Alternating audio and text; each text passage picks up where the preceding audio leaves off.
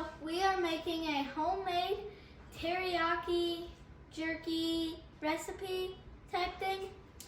And right now we're cleaning the dryer and we're going to go into a cleaning montage. I'll just say down she goes. Down she goes.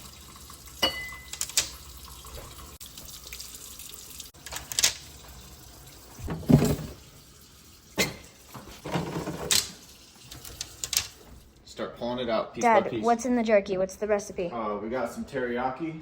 We got some soy sauce. That is cold. We got some brown sugar. Holy. Some ginger. Some onion powder. Garlic powder. And pepper. So a little bit of a lot. It's sort of a recipe that we've been making over the last couple of years. And it's really cold. It's very cold. It's a little bit different every year, but the general gist of it, really what I found is ginger and brown sugar and teriyaki soy. Teriyaki just goes so well together. All right, I'll jump in here too, Bubba. Like up above his head. Like we could also like move the stool and like get moving. Everyone can kind of take turns. But if there's another pan, is there another? We have doubled down to 2 boards now because it's going to take way too long with just one. No, just go over the sink and add it in. Merritt says he's going as slow as the tractor going 1 miles per hour. And we're almost done. We have just 3 more trays, but Dad's back helping and Merritt's been cruising. I gotta wash my hands. And he's got to wash his hands. And the dogs have been waiting for their lucky chance for a single piece of jerky to be dropped directly in between them. And this is what each board looks like when it is done. No, that's not actual jerky. That's just like when it's just laid out. Like laid out. Like space in between and stuff.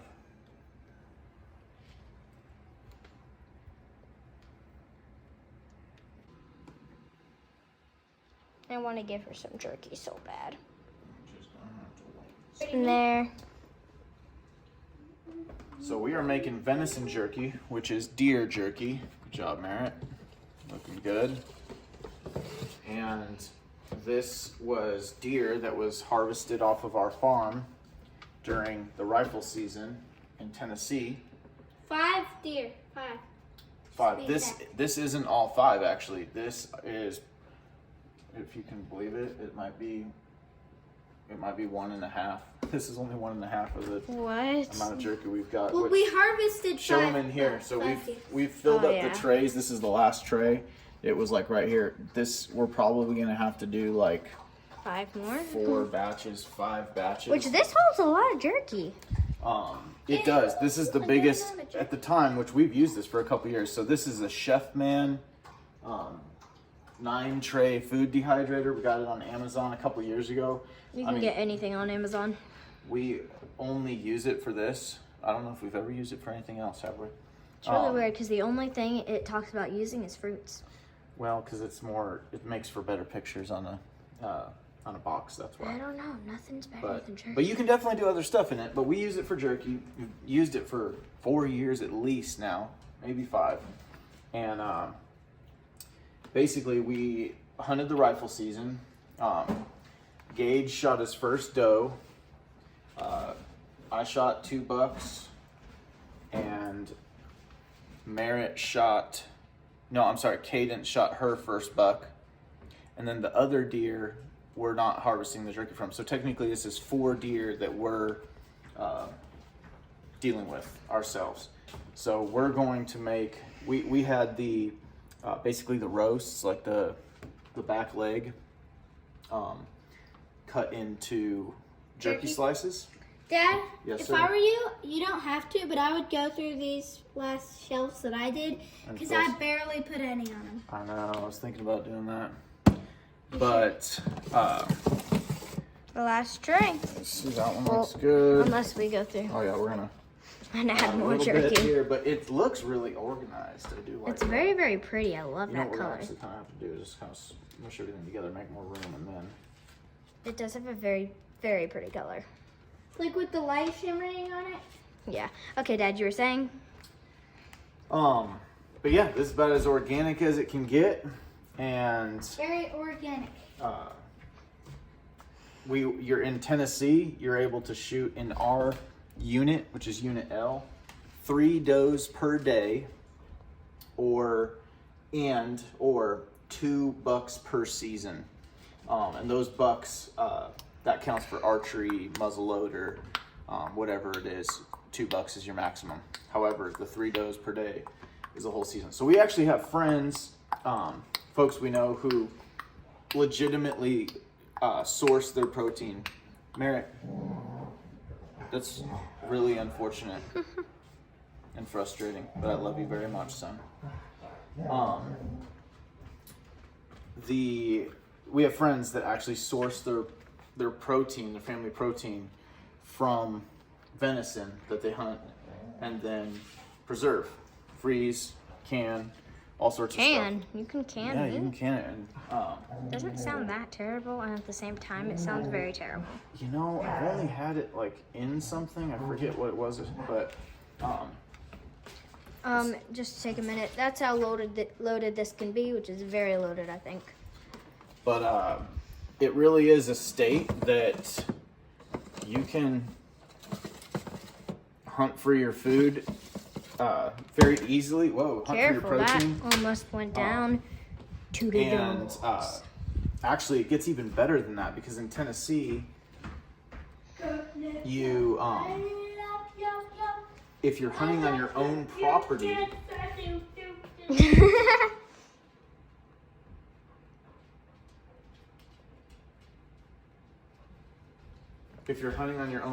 in Tennessee, you can do it's like a landowner exemption. So you actually don't have to purchase a license as long as you're hunting on your own property, following the regulations, etc.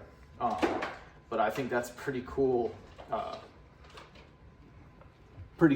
facet of living in this awesome state is it's truly feed yourself from the land, and the state doesn't really get in your way too much, which is what it's all about. We also happen to live in what's called an unrestricted county. This, for those of you who find freedom interesting, less and less people every day, or maybe more, I don't know, find freedom interesting. But we live in an unrestricted county where there is no building permits, or really codes or any zoning pretty much at all. So there is a state requirement for a septic permit, which is statewide. There's no getting around that, for obvious reasons. But it's pretty neat. Overall, it's unbelievably free. Now, it's not without its downsides. You got to be a lot more careful about buying homes and stuff. Obviously, I work in real estate here. You really need to know that it's the home you're buying. Could have been built any which way. There's a lot of that. But it's also one of those things, a lot of folks coming from out west or something, they're building their own homes sometimes, and so that's not an issue. You can have it built to code, and there still is electrical inspection, and there are great builders here. Of course, there's, your fly-by-night people, but hey, we know that those are everywhere. I've worked with them when we lived in California. So it's just, I think that's it. There's pros and cons to it, but mostly for us, pros. We love it. There's not a building department in our county. Like, how beautiful is that? Recently, there has been a little bit of a push. I shouldn't say a push because, well, it is a push. Where some folks who don't understand the consequences of these sorts of things are exploring implementing codes, and of course, they'll tell you they know better and tell you it's for your own good, and they'll tell you everything that you want to hear in order to do it. But there's nobody better than a former Californian, to tell you how that ends up, right? Can I get an amen in the comments if you've ever spent more than $7,000 to for a permit or permits? Or I know some folks, you're in the tens of thousands of dollars for permits for a home out there, right? So there are still single family homes in our county for in between $100,000 and $200,000. I'm actually looking to show a house. It's about an hour and a half west of here. That's getting completely remodeled, 3-bedroom, 2-bath, like 1,600 square feet. I saw a video tour of it today, $150,000. There's a reason why that can exist, right? It's because we're not driving up the cost of building. It's a beautiful thing. Beautiful thing. It is on, right? It is starting to. Yeah, so we're gonna do this for like 10 hours. We just push the button. That's how we've always done it. We'll check it sort of 8 hours in, 7-8 hours in, see how it's coming along, maybe do a little taste test or something. And then we'll almost for surely go all the way to 10. Check it again. It's always been done at 10.